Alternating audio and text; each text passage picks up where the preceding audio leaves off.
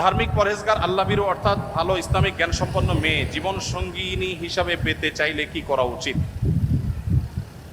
সমাজের একেবারে হিরঞ্চি যারা হয় এরাও এসে মহিলা মাদ্রাসার প্রিন্সিপালকে বলে, হুজুর একটা ভালো মেয়ে দেখেন আমার জন্য। এখন সময়টা এরকম হয়ে গেছে, সবাই বিয়ের জন্য একটা করে রাবেয়া মুসরি খোঁজে, মানে একটা ভালো মেয়ে খোঁজে, কিন্তু নিজে ভালো হওয়ার কোনো মুরদ নাই। নিজে ভালো হওয়ার যদি কোনো মুরদ না থাকে, আপনি ভালো কোত্থেকে হবেন? যিনি প্রশ্ন করেছেন তাকে বলতে চাই যে আপনি যদি ভালো জীবন সঙ্গিনী পেতে চান, তাহলে আপনার নিজেকে ভালো মানুষ হতে হবে। রব্বানা হাবলানা মিন আজওয়াজিনা ওয়া যুররিয়াতিনা কুররাতা আয়ুন ওয়াজআলনা লিল মুত্তাকিনা ইমামা। আল্লাহ, আমার স্ত্রী সন্তান এবং মেয়েরা নিয়ত করবে আমার স্বামী সন্তান যাদের বরাদ্দ রেখেছেন আমার ভাগ্যে আপনি, আল্লাহ তারা যেন এমন হয় যে তাদেরকে দেখলে আমার নয়ন জড়িয়ে যাবে, অন্তর শীতল হয়ে যাবে, চক্ষু শীতল হয়ে যাবে, এবং আমরা পুরো পরিবারের সব সদস্যরা যেন মুত্তাকিদের ইমাম হতে পারি।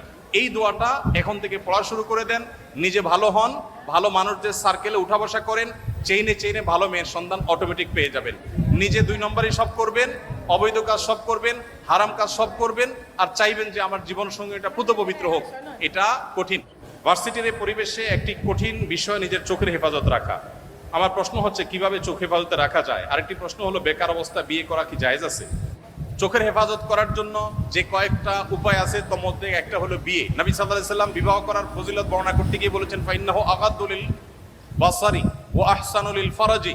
যদি কেউ বিবাহ করে ফেলে তার জন্য দৃষ্টিকে সংযত রাখাটা সহজ হয়। এখন প্রশ্ন হলো যে বেকার অবস্থা বিয়ে করা জায়েজ আছে কিনা। যদি বেকার অবস্থায় বিয়ে করে বিবি স্ত্রীর ডাল ভাতের জোগাড় করার মতো সুযোগ থাকে, প্যারেন্টসের সহযোগিতা থাকে, তাহলে ইসলামে সেটা সম্পূর্ণ জায়েজ আছে, না জায়েজ কোনো কাজ নয়। বেকার অবস্থায় প্রেম বা অবৈধ ভালোবাসা সম্পর্ক হয় কি হয় না?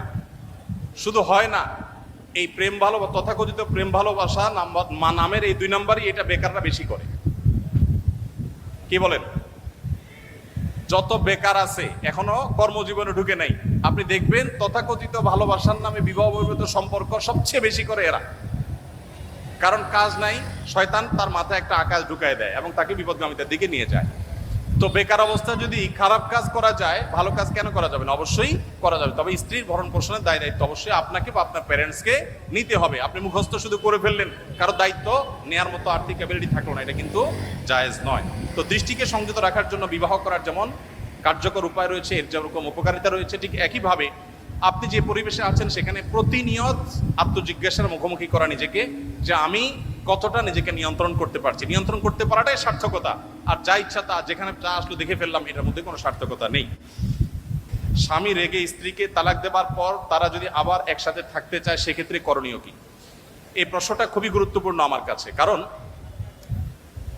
তালাকের পর, বিচ্ছেদের পর বেশিরভাগ দম্পতি একটা পর্যায়ে এসে আলেমদের কাছে ধর্ণা দেন এবং পুনরায় সংসার করার কোনো উপায় আছে কিনা তারা জানতে চান। এটাই হলো বাস্তবতা। যত যৌক্তিকতা দেখান, যত কথা বলেন তালাকের পক্ষে, আপনি যত কিছু বলেন, একটা পর্যায়ে বিচ্ছেদের পর 2 বছর, 5 বছর, 6 মাস, যে কোনো একটা সময়ের পর দেখা যায়, এটা আমার অভিজ্ঞতা, যে মানুষ তালাক দিয়েছে, এখন তারা একসাথে থাকতে চায়। এখন প্রশ্ন হলো এই সুযোগ আছে কিনা। উত্তর হলো অবশ্যই আছে, তবে তালাকটা সেভাবে দিতে হবে।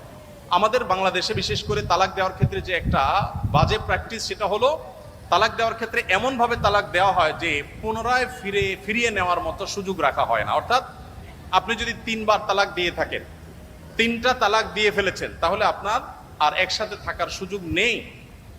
আপনি যদি 1 তালাক দেন, তাহলে বিচ্ছেদ হয়ে গেল 2 বছর, 4 বছর, 6 বছর পর, এমনকি অন্য জায়গায় সংসার করার পর অথবা বিচ্ছিন্ন থাকার পর আবার একত্র হতে চাইলে অপশন খোলা আছে। আপনি জীবনে আরো 1 বার তালাক দিয়েছেন, আরো 1 বার অপশন থাকবে আপনার কাছে। কিন্তু যদি আপনি 3টা তালাক দিয়ে দেন, তাহলে আপনার আর অপশন থাকবে না। এই জন্য অনুগ্রহ করে স্বামী স্ত্রীর মধ্যে কখনো যদি কলহ হয়, ভুল বুঝাবুঝি হয়, আল্লাহর ওয়াস্তে কথায় কথায় তালাক মুখে উচ্চারণ করবেন না। এটা খুব ঠান্ডা মাথায় পরামর্শ করে তারপর সিদ্ধান্ত নেবেন, এবং দিতে হলে সর্বোচ্চ 1 তালাক। 1টা তালাক যদি দেন তাহলে বিচ্ছেদ ঠিকই হয়ে যাবে, কিন্তু আবার ফিরে আসার অপশন থাকবে। সাধারণত আমাদের যখন মাথা গরম হয় তখন আমরা চিন্তা করি 3টা কেন, একসাথে 3000 তালাক দিয়ে দেয়। শুধু স্ত্রীকে কেন, স্ত্রী 14 গোষ্ঠী ধরে তালাক দিয়ে দেয়, এবং এরপরে আয়সা আফসোস করে আর ফেরত আসতে পারে না। এই জন্য যখন জেদ হয়, মাথা গরম হয়, তখন আমরা নিয়ন্ত্রণ হারিয়ে ফেলা একেবারেই ভুল। আল্লাহ তাআলা আমাদের সবাইকে কোরআন এবং সুন্নাহর আলোকে আমাদের জীবনকে আলোকিত করার তৌফিক দান করুন।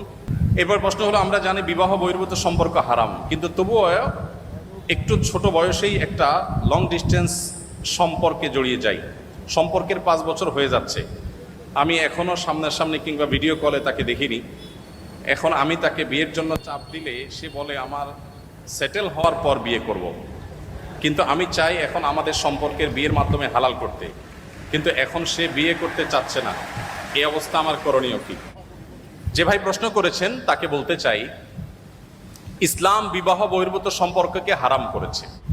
আপনি বিবাহের আগে কারোর সাথে কোনো রিলেশন করলেন, কোনো সম্পর্ক করলেন বিবাহ ছাড়া, পরবর্তীতে আপনার জীবনে যিনি ফিরে আসবেন, এটা কি তার প্রতি এক ধরনের অবিচার না? আমি কি বোঝাতে পেরেছি?